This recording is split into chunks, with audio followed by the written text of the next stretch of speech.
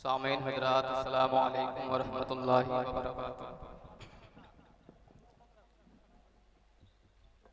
अल्हम्दुलिल्लाह वकफ़ा वसलामुन अला इबादिहिल्लज़ीना इस्तफ़ा, अम्मा बाद। औज़ु बिल्लाहि मिनश शैतानिर रजीम, बिस्मिल्लाहिर रहमानिर रहीम। क़ू अन्फुसकुम व अहलीकुम नारा वक़ूदुहा अन्नासु वल हिजारा।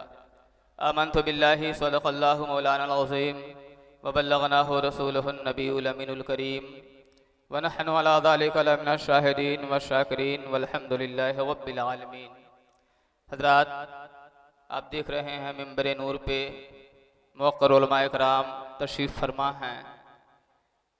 मैं किसी का नाम नहीं लूँगा, बस इतना कहूँगा कि ये इल्म व फ़ज़्ल के माहो नजूम बैठे हैं, ये इल्म व फ़ज़्ल के माहो नजूम बैठे हैं। खुदा करे कि हमें रोशनी इन्हीं से मिले। मैं किसी तकरीर के लिए नहीं, बस मुश्किल से 10 मिनट के लिए आपके सामने आया।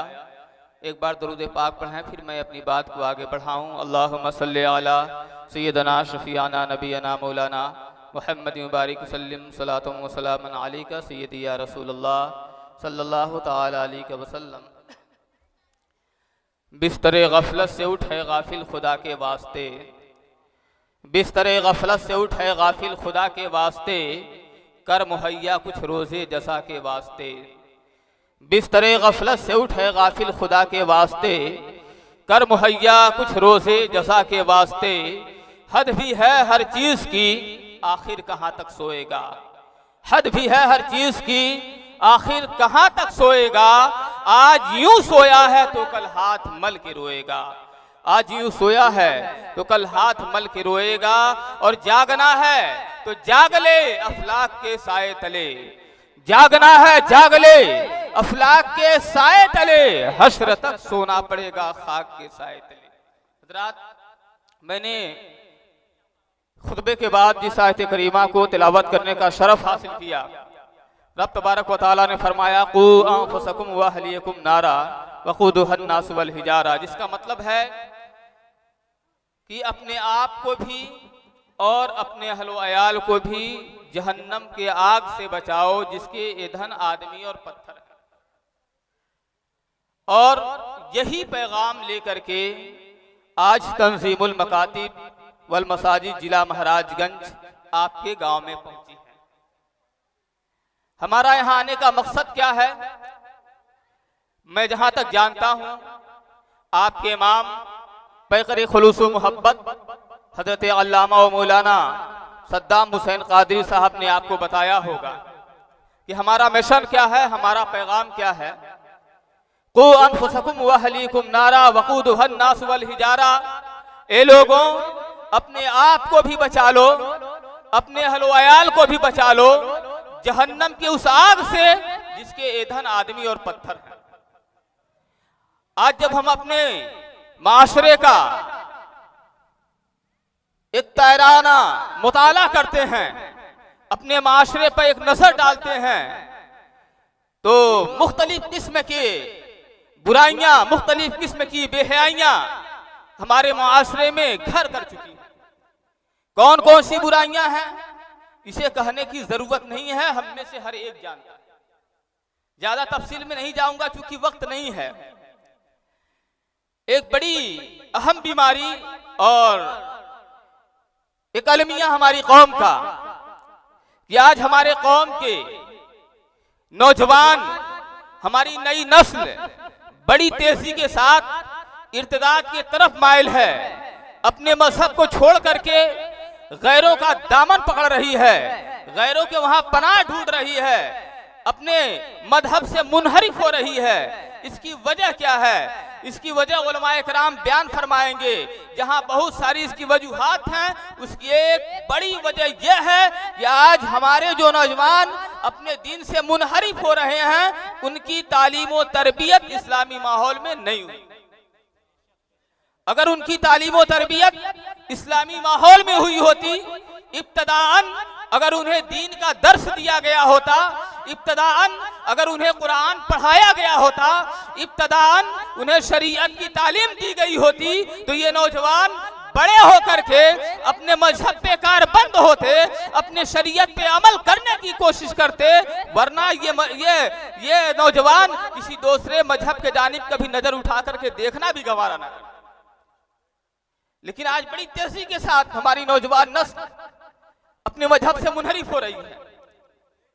मैं जहां तक समझता हूं कि आज हम अपने बच्चों को मदरसों से दूर कर दिए हैं, अपने बच्चों को मकतबों से दूर कर दिए हैं, और जैसे ही बच्चा होश संभालता है, होश संभालने के बाद जब उसकी उम्र होती है, इसे मकतब में दाखिला कराया जाए, इसे मदरसे में दाखिला करा करके कुरान पढ़ाया जाए, इसे दीनियात की तालीम दी जाए, वहां हमारे जिम्मेदारान बच्चों के वालिदैन मकतब का रुख करने के बजाय अपने बच्चों को लेकर के एकेडमियों में पहुंचते हैं, अपने बच्चों को लेकर के कॉन्वेंटों में पहुंचते हैं, स्कूलों में पहुंचते हैं, नर्सरी स्कूलों में पहुंचते हैं और अपने बच्चे का दाखिला कॉन्वेंट और नर्सरी स्कूलों में कराते हैं। अब बच्चा जब इब्तदाई से इंग्लिश पढ़ेगा, बच्चा जब इब्तदाई से हिंदी पढ़ेगा, बच्चा जब इब्तदाई से यहूदो नसारा के कल्चर में अपने बचपन को गुजारेगा, तो क्या वो बच्चा जवान होकर के, क्या वो बच्चा नौजवान होकर के, क्या वो बच्चा बड़ा होकर के इस्लाम का सिपाही बनेगा? बिल्कुल नहीं। मैं ये नहीं कहता कि आप अपने बच्चों को हिंदी मत पढ़ाइए, मैं ये नहीं कहता कि आप अपने बच्चों को इंग्लिश मत पढ़ाइए। हमारा तो ये पैगाम है, ये जो आज प्रोग्राम हो रहा है इसका नाम ही है तालीमी बेदारी कॉन्फ्रेंस। आपको तालीम के तई बेदार करने के लिए आज का ये प्रोग्राम मुनक्किद किया गया है। आप अपने बच्चों को इंग्लिश भी पढ़ाएं, आप अपने बच्चों को साइंस भी पढ़ाएं, मैथ भी पढ़ाएं, असरी उलूम जितना आला दिला सकते हैं आप दिलाएं। आप अपने बच्चों को प्रोफेसर बनाएं, इंजीनियर बनाएं, डॉक्टर बनाएं, IAS बनाएं, जो कुछ बनाना चाहते हैं बनाएं, लेकिन सबसे पहले आप अपने बच्चे को मुसलमान बनाएं। आज वजह क्या है कि हम सबसे पहले अपने बच्चे को लेकर के एकेडमियों में चले जाते हैं, कॉन्वेंटों में चले जाते हैं, मदरसों का रुख क्यों नहीं कर रहे हैं? यह सोचने की जरूरत है कि हमारे मुसलमान अपने बच्चों को स्कूलों में क्यों दाखिला करा रहे हैं, नर्सरियों में क्यों ले जा रहे हैं, मकतब में क्यों नहीं ला रहे हैं, मदरसे में क्यों नहीं ला रहे हैं? उसकी बुनियादी वजह यह है कि आज अक्सर व बेशतर मदारिस में सिर्फ दीनियात पढ़ाई जाती है, कुरान पढ़ाया जाता है। अक्सर व बेशतर मदारिस में आज भी असरी उलूम का इंतजाम नहीं है, और हमारी कौम के लोग चाहते हैं कि हमारा बच्चा असरी उलूम में महारत हासिल करे, बढ़िया तालीम हासिल करे। इसके लिए इब्तदाई से लोग अपने बच्चों को नर्सरी स्कूलों में, कॉन्वेंटों और एकेडमियों में दाखिला करा देते हैं। अब जरूरत इस बात की है कि हम अपने मकतबों को मजबूत करें, हम अपने मदरसों को मजबूत करें। अगर हमारे मदरसे मजबूत हो गए, हमारे मकातिब मुनज़्ज़म हो गए, हमारे मदरसों में अगर हमारे मदरसों में दीनी उलूम के साथ साथ असरी उलूम का भी इंतजाम हो जाए, हमारे मदरसों में कुरान की तालीम के साथ, दीनियात की तालीम के साथ अगर असरी उलूम का मुनज़्ज़म इंतजाम हो जाए, तो आज भी ये हमारे बच्चे जो नर्सरियों की तरफ जा रहे हैं, कॉन्वेंटों का रुख किए हुए हैं, आज भी हमारे बच्चे मकतबों में जाने के लिए तैयार हो जाए। लेकिन ये होगा कैसे? हम एक मौलवी साहब रख लेते हैं जो मदरसे में 2-4 बच्चे जो पहुंचते हैं गरीब तबके के, उनको पढ़ाते हैं, समझते हैं कि हम बरी जिम्मा हो गए। नहीं मेरे अजीजों, मैंने कहा कुरान ने फरमाया कू अनफुसकुम व अहलीकुम नारा, अपने आप को भी अपने बच्चों को भी जहन्नम की आग से बचाओ। आप कैसे बचाएंगे? मकातिब को पहले मजबूत करें। इसका तरीका क्या है? हम लोग जहां तक समझ रहे हैं, जिस तरीके से आप एक मौलाना साहब को रखते हैं, एक इमाम साहब को रखते हैं और अपने पास से तनख्वाह देते हैं, वहीं दूसरी जानिब अपने बच्चों को आप कॉन्वेंटों में पढ़ाते हैं। आप जरा गौर करें, आप अपने बच्चों को कॉन्वेंटों में पढ़ाते हैं, एकेडमियों में उनका दाखिला कराते हैं, एक महीने में उनकी फीस के नाम पे, उनके जेब खर्च के नाम पे, उनके किराए के नाम पे, उनके कॉपी और किताब के नाम पे, उनके एग्जाम के नाम पे आप कितना खर्च करते हैं? जो लोग अपने बच्चों को पढ़ाते हैं इंग्लिश मीडियम स्कूलों में, उनसे पूछिए कम से कम 1500 रुपया पर महीना उनका एक बच्चे के पीछे खर्च हो रहा है। एकेडमियों में उनका बच्चा जाता है, इंग्लिश पढ़ रहा है, हिंदी पढ़ रहा है, साइंस पढ़ रहा है, मैथ पढ़ रहा है। बदले में आप फीस कितना देते हैं? 700 रुपया फीस देते हैं, 1000 रुपया फीस देते हैं, 1200 रुपया फीस देते हैं, गाड़ी का किराया देते हैं, बच्चे का जेब खर्च देते हैं। कम से कम तकरीबन 1500 रुपया आप अपने एक बच्चे पे खर्च कर रहे हैं और बच्चा आपका सिर्फ असरी उलूम हासिल कर रहा है, दुनिया से कोरा रह जा रहा है, कुरान की तालीम से कोरा रह जा रहा है, शरीयत मुहम्मदिया की तालीम वो हासिल नहीं कर पा रहा है। मैं कहना चाहता हूं, अगर आप अपने बच्चों को 1500 रुपया पर बच्चा पर मंथ अगर आप कॉन्वेंटों में दे रहे हैं, तो आप 1500 रुपया नहीं पर बच्चा अगर आप 500 रुपया महीना आप अपने मकतबों में दें, तो आप कॉन्वेंटों, एकेडमी और नर्सरी स्कूलों से बेहतर तालीम अपने मकतब में दिला सकते हैं। आप ज्यादा नहीं 300-400 रुपए जो आप गैरों के स्कूलों में देते हैं, यहूद और नसारा के स्कूलों में देते हैं, वही पैसा बचा करके, उतना पैसा नहीं, उसके आधा नहीं, उसका 1/4 आप अपने मदरसों में दें और उसी पैसे से आप इंग्लिश का टीचर रखें, उसी पैसे से आप मैथ का टीचर रखें, उसी पैसे से आप साइंस का टीचर रखें और आपके इमाम साहब भी रहेंगे। आपके इमाम साहब बच्चों को कुरान पढ़ाएंगे, बच्चों को दीन याद पढ़ाएंगे। साथ में जिन टीचरों को आपने रखा है वो टीचर आपके बच्चों को मैथ भी पढ़ाएंगे, इंग्लिश भी पढ़ाएंगे, साइंस भी पढ़ाएंगे। इस तरीके से एक वक्त में और कम खर्च में आपका बच्चा दीनियात भी पढ़ लेगा, कुरान की तालीम भी हासिल कर लेगा, साथ साथ असरी उलूम में भी महारत हासिल करेगा। वरना जानते हैं, जब हम अपने बच्चों को मदरसों से निकाल करके असरी इदारों में दाखिला करा देते हैं, तो ये बच्चा जब बड़ा होता है, जब नौजवान होता है, जवान होता है, तो इस्लाम के बारे में तो कुछ जानता नहीं है, अपने मजहब के बारे में कुछ पढ़ा नहीं है। अब इसके दिमाग में तरह तरह के फतूर पैदा होने लगते हैं। बसा औकात ये बच्चा अपने ही मजहब के खिलाफ बोलने लगता है, अपने ही मजहब के खिलाफ लिखने लगता है। आप जरा गौर करें, ये कितना बड़ा अलमिया है कि जिस बच्चे को आपने मेहनत और मजदूरी करके पढ़ाया है, जिस बच्चे को आपने न जाने कहां कहां से पैसा इकट्ठा करके आपने आला तालीम दिलवाई है, वही बच्चा आपके मजहब के खिलाफ बोल रहा है, वही बच्चा आपके मजहब के खिलाफ लिख रहा है। और यही नहीं, अगर आपने बच्चों को दीनी तालीम नहीं दिलाई है, आपका इंतकाल हो गया है, तो ये बच्चा आपका जनाजा पढ़ने के काबिल भी नहीं। कितना बड़ा अलमिया है। आज देखा जाता है कि बाप का जनाजा सामने है, बेटा खड़ा है जनाजा पढ़ने के लिए, लेकिन नियत तक नहीं मालूम है, नियत तक नहीं मालूम है। बाप का जनाजा है, बच्चे को नियत नहीं मालूम है। बाप का जनाजा है, बेटे को पता नहीं है कि कौन सी दुआ पढ़ी जाएगी, बेटे को मालूम नहीं है कि क्या पढ़ना है। बाप को दफना दिया गया है, अब बेटे को पता नहीं है कि फातिहा पढ़ना है तो कैसे पढ़ना है। आप अंदाजा लगाएं, आप अपने बच्चे के लिए क्या नहीं करते हैं। अपने बच्चे के लिए आप झूठ बोलना भी गवारा कर लेते हैं, चोरी करना भी गवारा कर लेते हैं, अपने मुल्क को छोड़ करके गैर मुल्क में चले जाते हैं, मेहनत मजदूरी करते हैं। अब वही बच्चा जब आपका इंतकाल हो जाता है, आपका जनाजा ना पढ़ पाए, यार आपके लिए इसाले सवाब न कर पाए, आपके कब्र पे पहुंच के फातिहा खानी ना कर पाए, तो कितने बड़े अफसोस की बात। इसलिए मेरे अजीजों, आप मकतबों को मजबूत कीजिए। अगर आपके मदरसे मजबूत हो गए, हमें कुछ करने की जरूरत नहीं है। ऑलरेडी हमारे पास बिल्डिंगें हैं।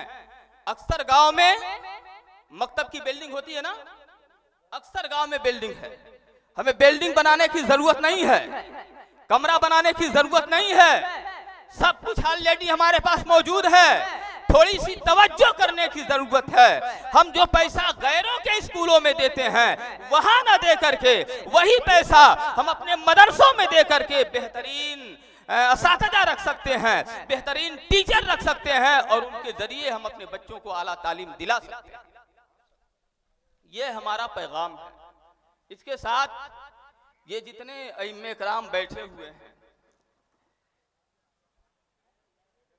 इनके तवस्सुल से भी एक पैगाम मैं आपको पहुंचा दूं कि आज से कबल हमारी कोई तंजीम नहीं थी, कोई कमेटी नहीं थी।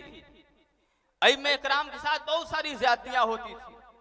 जब जिसका जी चाहता था इमाम को कॉलर पकड़ करके निकाल देता था, जब जिसका जी चाहता था जुल्म करके निकाल देता था, गाली गलौज करके निकाल देता था।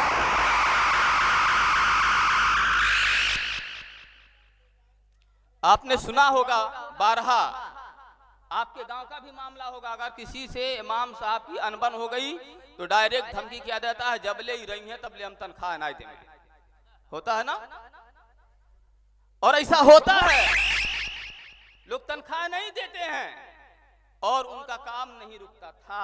ये जान लीजिएगा, उनका काम नहीं रुकता था, लेकिन अब उनका काम रुकेगा। अगर आपके गांव का इमाम आपकी मिलाद खानी नहीं करता है, आपके गांव का इमाम आपकी फातिहा खानी नहीं करता है, आपके गांव का इमाम अगर आपका जनाजा नहीं पढ़ाता है, निकाह नहीं पढ़ाता है, तो यकीन जानिए हमारी ये उलमाए कराम हमारी बात की तायीद करेंगे।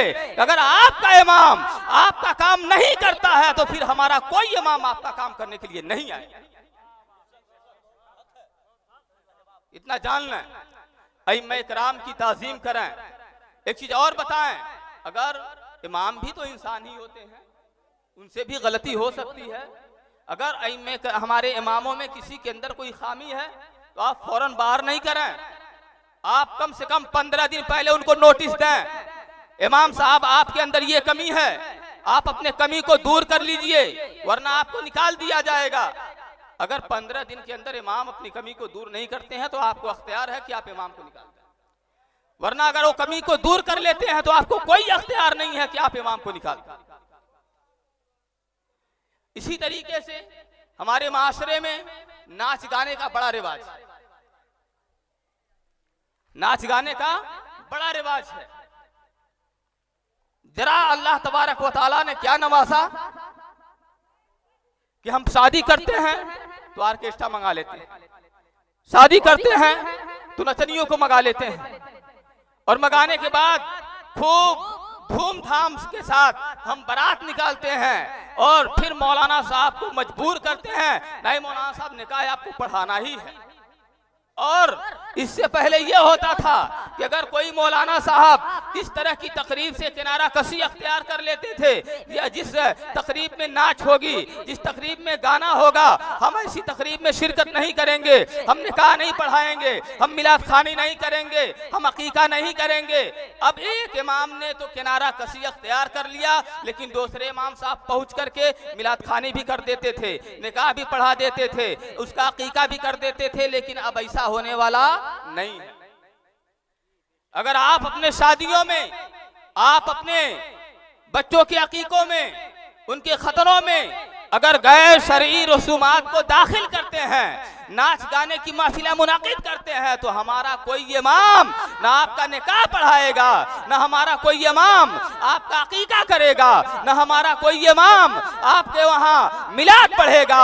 और जब हमारा कोई इमाम नहीं पढ़ेगा तो यकीन जाना कि आप पूरे जिला महाराजगंज नहीं, किसी भी जिला से आप किसी आलिम को बुला लेंगे, वो आलिम आकर के आपका निकाह नहीं पढ़ाने वाला है, आपका अकीका नहीं करने वाला है। और अगर हमारा कोई इमाम रखते हुए वो निकाह पढ़ाता है या ऐसे महफिलों में जाकर के अकीका करता है, मिलाद पढ़ता है, तो हम तमाम अइम्मे इकराम मिल करके उसका बाइकाट करेंगे, उसके खिलाफ भी कार्रवाई।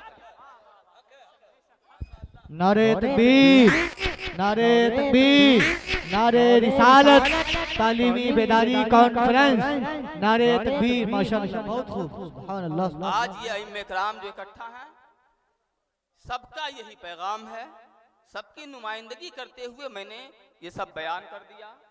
और मेरे बयान करने में जो कमी वाक़ हो गई हो या कहीं कोई गलत जुमला निकल गया हो तो मैं रब के बारगाह में तौबा करता हूँ और अपनी बात को यहीं ख़त्म करता हूँ।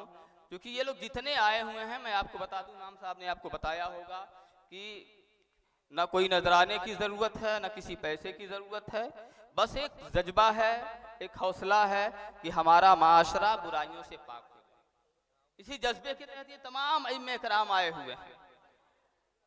नजराने की कोई ज़रूरत नहीं है। आप यहाँ आए हैं, जो पैगाम आप सुने खुद भी उस पर अमल करें, दूसरों तक भी पहुँचाएं। इस पैगाम को दूसरों तक पहुँचाएं, खूब आम करें इस पैगाम को। और इंशाअल्लाहुल अजीज हमारे जो तंजीमुल मकातिब, ये जो कमेटी बनी है, इसकी एक कमेटी जिला हेडक्वार्टर पे भी बन गई है, हुगली जोन की भी बन गई है, बरगदमा जोन की बन गई है, परतावल जोन में नहीं बनी थी, आज माशाअल्लाह परतावल जोन की कमेटी भी तश्कील दे दी गई है। इंशाअल्लाहुल अजीज ये इमाम कराम गाहे बागाहे आपके गांव में पहुंचेंगे, आपके मसाजिद में पहुंचेंगे और आपको जमा करके शरीयत मोहम्मदिया का पैगाम पहुंचाएंगे, आपकी इस्लाह करेंगे। बस आपसे गुजारिश है कि आप इनके बातों को सुने और उस पर अमल करें, अपने आप को भी, अपने अहलो अयाल को भी जहन्नम के आग से बचाएं। यही हमारा पैगाम है। और इस शेर के साथ कि यही है आरजू कि तालीम कुरान आम हो जाए, यही है आरजू तालीम कुरान आम हो जाए, हर एक परचम से ऊंचा परचम इस्लाम हो जाए। इसी आरजू के साथ, इसी तमन्ना के साथ हम इमाम कराम गांव-गांव दौरा कर रहे हैं और अल्हम्दुलिल्लाह इसके बेहतरीन नताइज सामने आ रहे हैं। परवरदिगार आलम की बारगाह में दुआ है मौला तबारक व तआला हम इमाम कराम की काविशों को कबूल फरमाए। वमा अलैना इल्लल बलाग। अस्सलामु अलैकुम व रहमतुल्लाह।